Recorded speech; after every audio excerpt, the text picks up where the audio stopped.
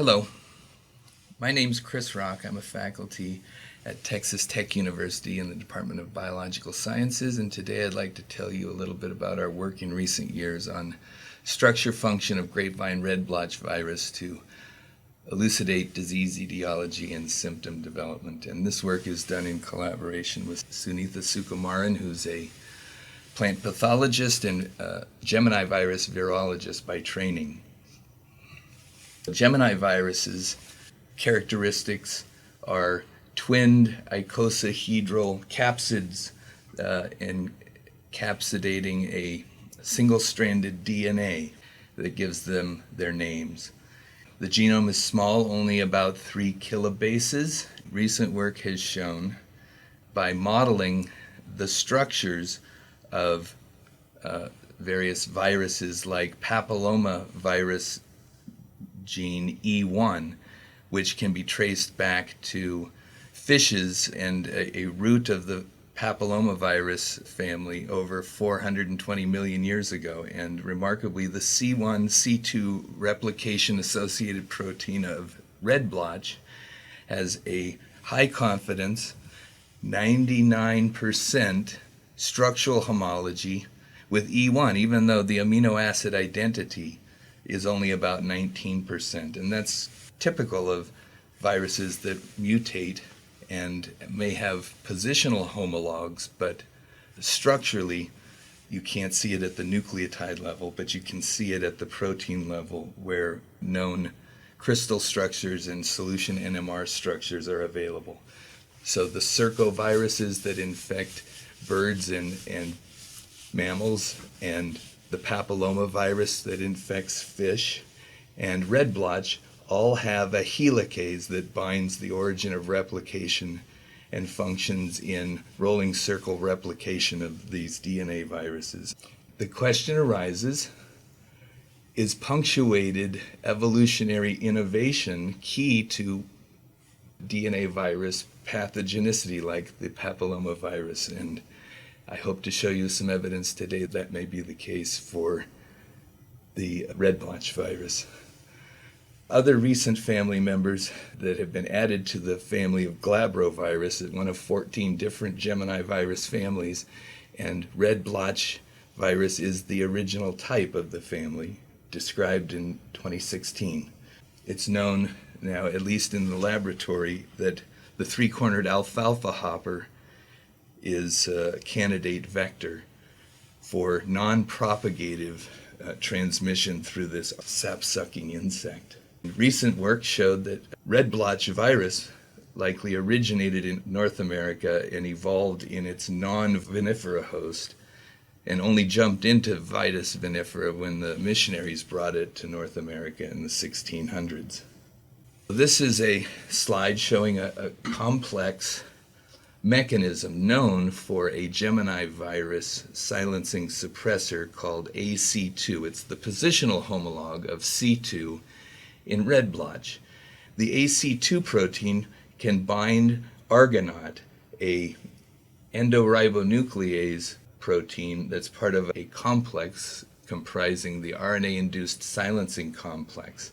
It also can bind RDR6, RNA-dependent RNA polymerase of the host, and these are both effectors of a antiviral pathway of host defense where aberrant transcripts or structured and overlapping transcripts generated from the infecting virus genome are diced by family members, dicers 1 through 4, into small interfering RNAs that serve as specificity determinants in programming an argonaute for degradation of the messenger RNA from the virus, or through the pathway of host polymerase 4 and 5, dicer 3, producing 24 nucleotide species of siRNAs that bind argonaute 4 and direct the targeted RNA-dependent DNA methylation of the viral genome to transcriptionally silence the invading virus. What factors are known to regulate anthocyanin accumulation, which is, of course, the diagnostic disease symptom of red blotch? My lab works on anthocyanin biosynthesis and the effectors that are controlling these pathways involved in production of antioxidants. What if the anthocyanin might be a visual or olfactory cue that could help explain the alarming epidemic spread of red blotch by an arthropod vector because they preferentially feed on infected materials? A known microRNA, which may be subject to the viral silencing suppressor proteins we hypothesize, microRNA 828, is a regulator of MIB transcription factors that are positive effectors of controlling anthocyanin biosynthesis in plants. So our working hypothesis is if the viral suppressor proteins may target smaller RNA signaling pathways controlling anthocyanin, this could explain the red blotch symptoms. And many of these pathway effectors for the production of these 21 and 24 nucleotide small RNAs, as I mentioned, dicer and other associated factors in their biogenesis and argonauts, all of these, including a suppressor of gene silencing 3 that interacts with RDR6, all of these have been shown in model plants to be required for virus resistance, consistent with our working hypothesis. So we set 4 objectives.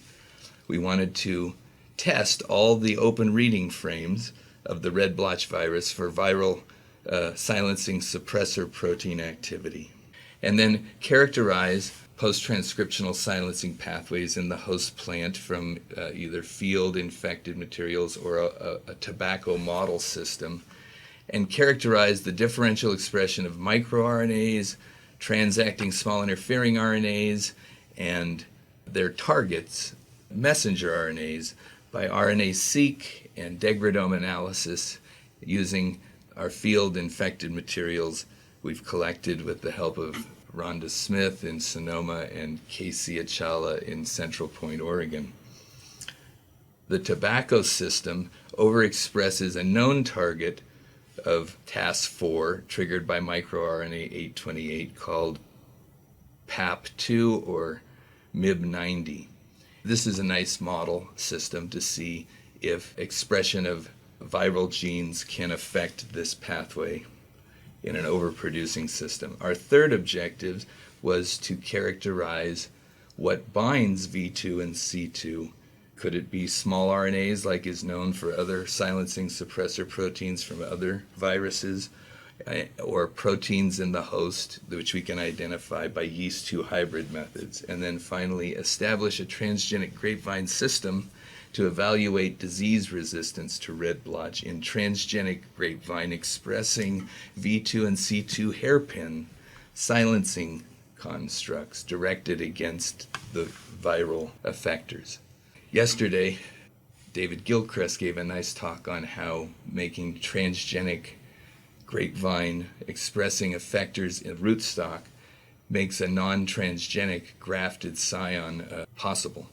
We looked at publicly available data generated by Dario Cantu's lab for red blotch infected berries over developmental time course, and we find strong supporting evidence for our working hypothesis. You can see in grapevine infected material over the duration of berry development, TAS4 appears to be downregulated, and the Argonaut 1 and Argonaut 2 and the MIB transcription factors targeted by 828 and or TAS4, they're all significantly upregulated, as are other effectors of small RNA biogenesis, dicer2 and SGS3. Objective 1, we expressed the viral open reading frames under the strong cauliflower mosaic virus promoter in a binary agrobacterium tDNA vector system and infected the 16C strain of Nicotiana benthamiana, which is a transgenic expressing green fluorescent protein, as a visual marker for silencing. You inject a trigger for the silencing of GFP, and silencing is systemic and results in the loss of green fluorescence protein due to RNA-induced interference or post-transcriptional silencing, and you see red fluorescence from the chlorophyll. But if you co-inject a viral silencing suppressor protein, you get restoration of green fluorescence as the evidence. So here's our results. We used HC-Pro, the helper component protease from the potivirus, which is a known silencing suppressor, as our positive control, and it binds small RNAs of the host non-specifically. You can see restoration of silencing. When we overexpress C2 in the presence of the trigger, you see silencing suppression, same for V2, and both C2 and V2 don't appear to synergize. You get a similar result in the presence of both compared to the positive control. And here you see silencing when you express the trigger or the trigger plus its carrier vector. It can also be documented at the transcript level. Full-length GFP is lost upon silencing by expressing the GFP trigger. You get restoration of the full-length message in C2 and V2 co-infected material.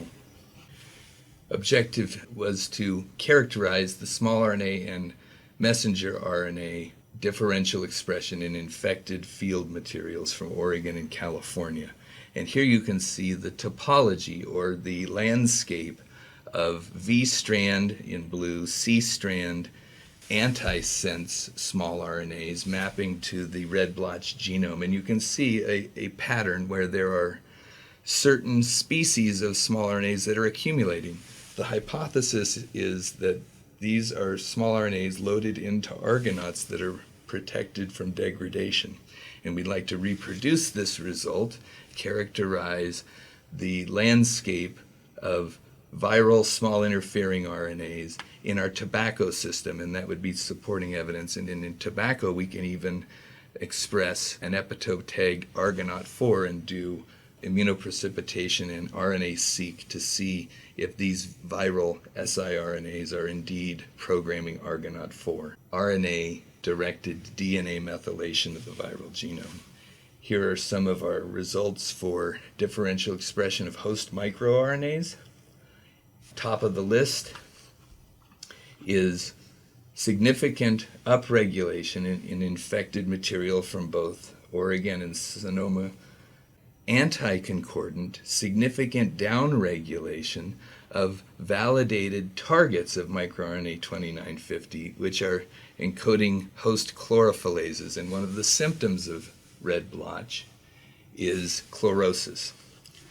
MicroRNA 398 targets host genes for homeostasis of certain micronutrients like copper and zinc, which are involved in photosynthesis. And again, we see strong upregulation, significant downregulation of their known messenger RNA targets, supporting our working hypothesis. And more, here's microRNA 403, which targets Argonaut 2. And this is the same result now, showing anti-concordant downregulation of 403 and upregulation, which is the same result seen by Dario Cantu's group, significant upregulation of Argonaut 2. And this is a phased small interfering RNA locus that is triggered by a novel TAS under the control of microRNA 7122 and degradome evidence supporting this slicing by the TAS D16 plus transacting small interfering RNA and related to drought 22 target. Turning our attention to the viral genome and the viral small interfering RNAs, this is remarkable and intriguing. We predict that this C3 strand viral siRNA could be targeting methylanthrionolate transferase.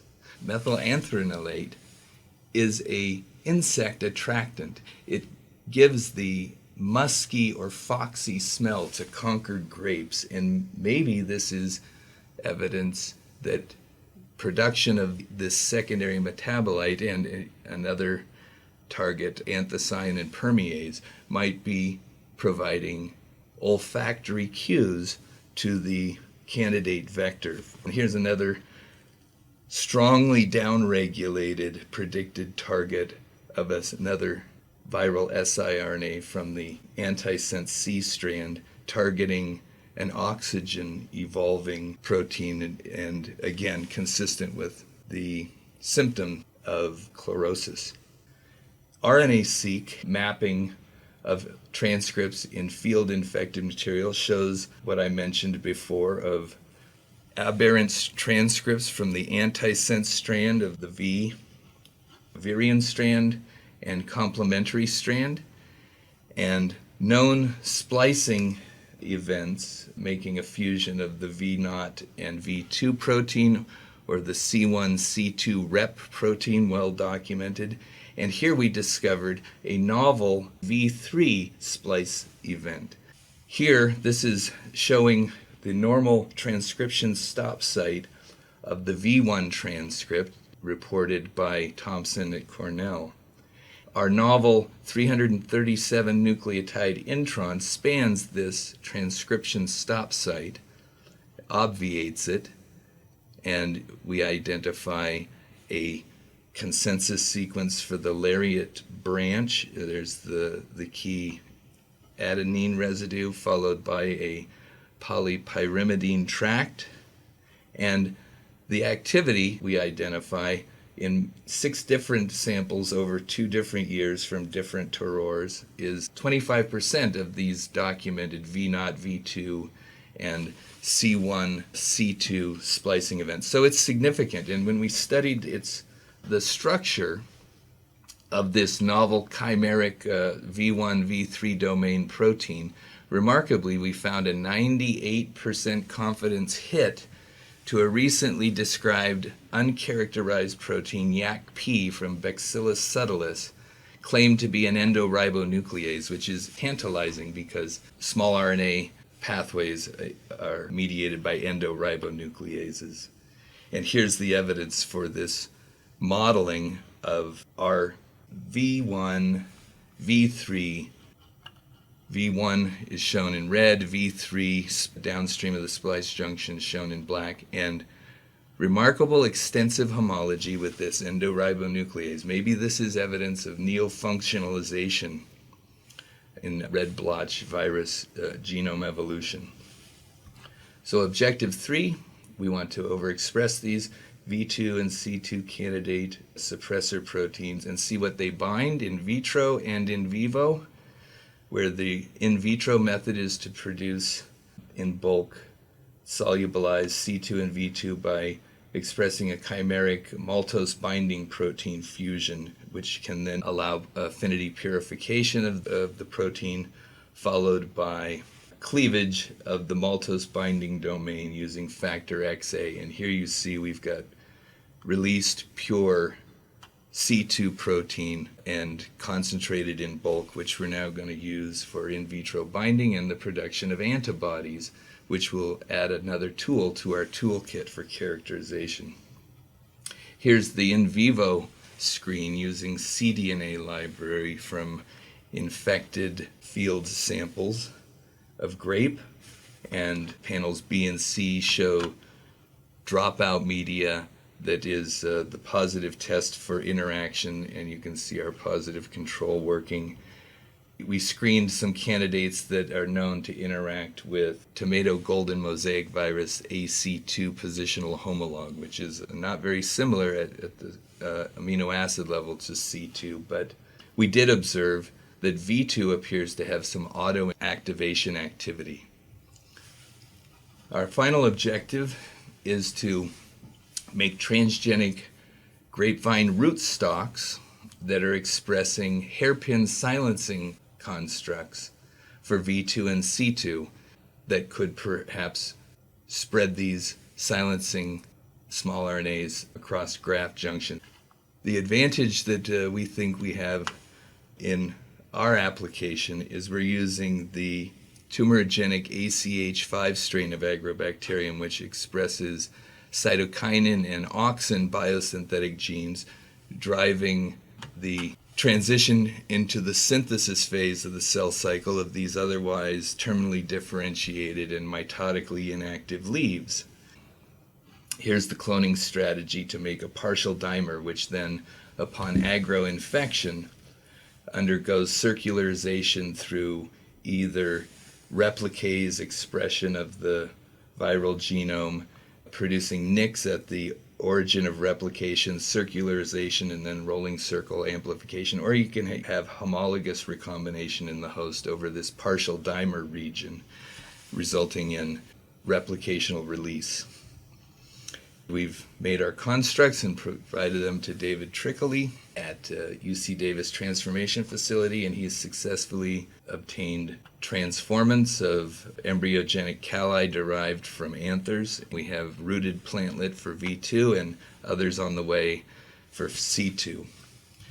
So to summarize what I've told you, V2 and C2 have been identified as silencing suppressor proteins of red blotch.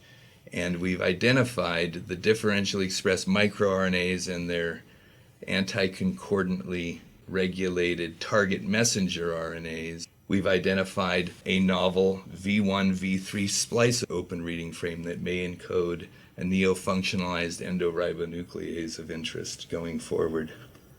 We've expressed V2 and C2 in E. coli and in transgenic tobacco, and are making antibodies against these purified proteins as a new tool, and doing in vitro binding to see if they bind small RNAs, for example.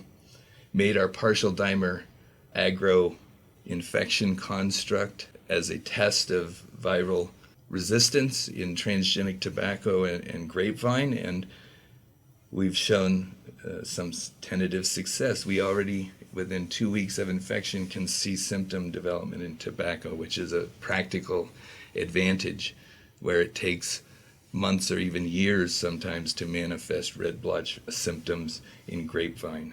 So going forward, we're going to finish our degradome library characterization from field infected materials, identify those viral siRNAs and host microRNAs and transacting small interfering RNAs that are targeting host transcripts, and characterize the greenhouse infected tobacco materials we're using as models. Express V2 and C2 and do the binding assays in vitro, make antibodies, which is a new tool that we can apply. Screening using a yeast 2 hybrid expression system, cDNAs from grapevine for binding partners of V2, and then we can use the antibodies from objective 2 for pull downs and proteomic studies of protein binding partners or small RNA or other RNA binding partners of V2 and C2. And finally, test in transgenic grapevine resistance against red blotch infection of rootstocks expressing hairpin suppressors of V2 and C2. And also that can be done in the tobacco model system. And then a new objective, we're keenly interested in this V1 chimeric splice open reading frame, which may encode a ribonuclease, and we can put all of these objectives 1 through 4 under this novel open reading frame to see if we can establish it as a key to the etiology of red blotch disease. So with that, I'll thank you for your patience and attention and acknowledge those who did the work. Thanks.